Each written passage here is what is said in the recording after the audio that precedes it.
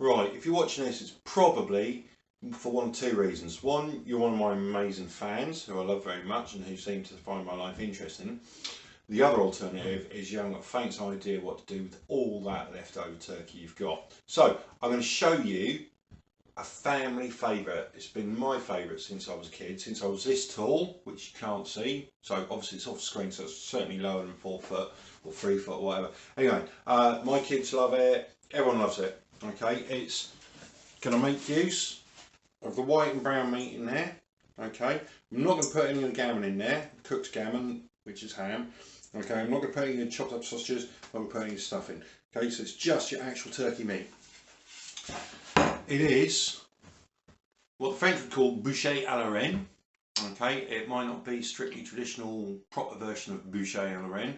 It's going to be my mum's bastardised Zambian Congolese version of it. Okay, which she just calls vol au vent, which I call vol au vent because I prefer that. But anyway, first of all, I've got to make my vol au vent cases, because if I'm to go out and buy some, right, they're going to be poxy little tiny things like that. You put about 3 prawns in. What we want are the big ones, right? So I've just been out and bought myself some new pastry cutters, right?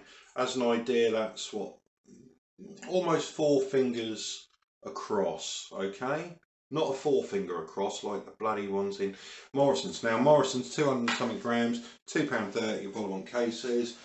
Next to it was the rolled out pastry sheet, similar sort of price, about 300 and something grams, 350 grams, or 2 500-gram blocks, a kilo, for about the same price. So I've gone for a kilo of it. Now I need, first of all, before I do anything else to make the cases, I've got to roll that out. Okay, it needs to be about 5mm thick, maybe a bit more. I'll probably go for 5mm, 8mm, centimetre, something like that. I'll see how it goes. So first of all though, just to make it easier, because it's a big square block and you don't want to over roll it, and cut it into 4 pieces, right, and do 1 piece at a time.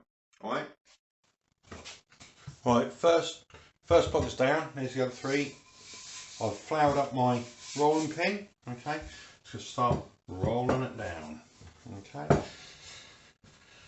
side to side, flip it over, we've got to cover all bases. That probably is about 5mm thick. Right, here's my cutter. Okay, so I'm going to go to the edge because I want to maximise how much I can get out of this. I might be unlucky and only get 2.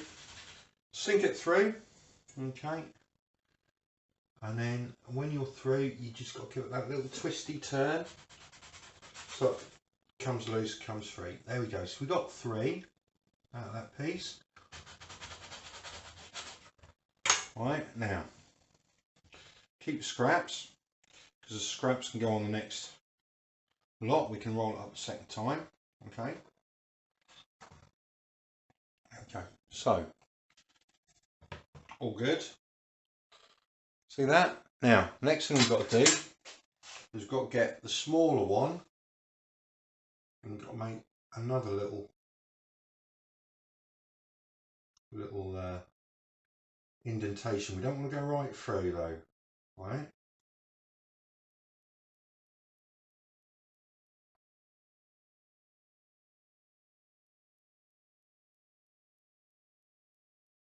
Because you've got to make your top, right? So I've got my little indentation there. See that? It's nice.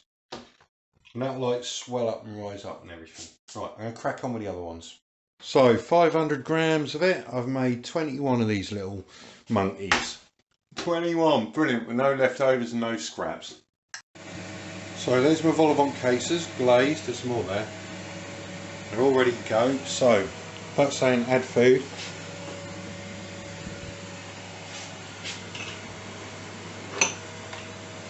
So the Ninja says add food, and that's all we're going to do. It's all greased. I've already done some, as you can see.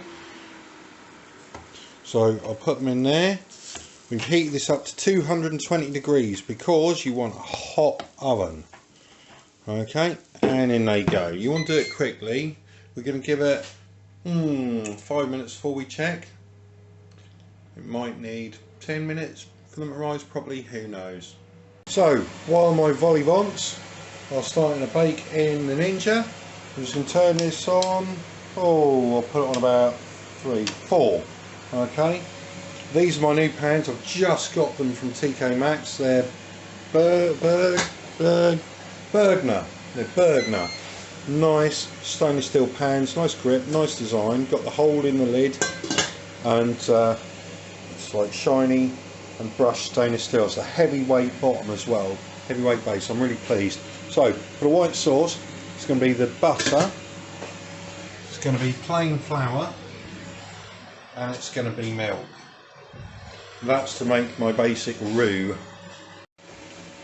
Now the roux, the white sauce, is a bit I always struggle with. Okay, you need a wooden spoon, you need milk, egg, flour, butter. Apparently, right. That makes a sauce, or in my case, it makes a lumpy mess that looks a bit like porridge. So, if you can't do it with this, and one of the tricks is to make your paste before you put your milk in, just add a little bit of milk at a time. What you do is you get your whizzer, your hand blender, and you go, takes the lumps out, mix up lovely. Okay, I might have to do that, I might not. I'm not going to film myself doing it, it's a bit boring. You'll know what you're doing anyway. I'm just mixing it in the pan, yeah? Well, while that's cooking, I'm going to treat myself to a little Christmas snack. Okay? You've got to have these at Christmas, haven't you? Because this is what Christmas is about. There you go, Baby Bell. Very important to have. Christmas is about the little baby cheeses. Well, as expected, complete mess, my roux. Next stage is put the mushrooms in, start them cooking, because mushrooms don't need a massive amount of time. So I've got button mushrooms. Okay, you can just cut up normal sized ones, but I decided to go for button ones just because that's, you know, that's nice, it looks good. And they were reduced 20p, but I already had some mushrooms, so it wasn't a massive deal. But I thought 20p, why not? So that'll do, I reckon. There's a good bunch of mushrooms in there. It should be enough for us lot. Now I'm going to let them cook a little bit, nice and gentle. If it gets a bit too thick with the sauce, I'll just add a bit more milk. Okay. But they're going to need about 10 minutes or so, I guess. Okay, that's all looking nice. Okay. I'm going to get myself a load of turkey now. Good handful. Or two. Not that long bit. He's coming out. Bit of sinew in there. So we've got that. Going to mix that in. So I mixed in. I'm now going to loosen it up a bit more milk. So I want a bit more sauce so it goes everywhere. Okay. Plus it's still cooking, so that'll thicken up even more. And I don't really want that. There we go. It's all looking good. So it's coming up to 5 minutes now. Let's see how the vol au vents are looking. It's going to be a swift open and close. Puffing up nicely. Give that another couple of minutes before we check again. Right, just gone 17.5 minutes. They're looking good. One hasn't risen. Weird. Now, if there's one thing that really pisses me off with Jamie Oliver, it's him saying seasoned to perfection. Right, I put 25 twists of pepper in there and 10 twists of rock salt. Seasoned to perfection. Who's perfection, you knob? Recipe book. Give us instructions. Here we go, 10 minutes and they're out. Right, puffed up. I don't know, they haven't really separated into the pokey out bit and that, but never mind, we don't mind that. Let's get the next lot in. Well, my vol au vent cases haven't actually risen anywhere near what I would have expected, how they should have, or what they normally would. Maybe I'll be better doing them in the oven, I don't know. That's the highest I've got. Also, they haven't, as you can see, they haven't actually separated. Anyway, the peas are ready. You have to have peas for this. This is all ready. I'm just waiting for the last of the vol au vents. The turkey's heat through because you don't want to be poisoned, obviously. Now, this is my mum's thing. We put gherkins in it, chunks of gherkins. Put them in right at the end, just enough to warm through, because you get a nice little crunch and a nice little flavour from them. Okay. But if you put them in too early, then you kind of lose the flavour because it merges with everything else instead of being in them. Now, I don't know if this is an African thing or what. I've never seen it in any recipes. But trust me, that makes it awesome. Now, just have a look, see how these... Yeah, the last one's doing the same. I tried them at 200. So there we go, the finished meal, and glorious it is. And there's Eloise's, and there's Abby's. She don't like peas. That's gonna be awesome. Not happy about the vol au vent failure, but hey, if I only show you successes, you won't think I'm real.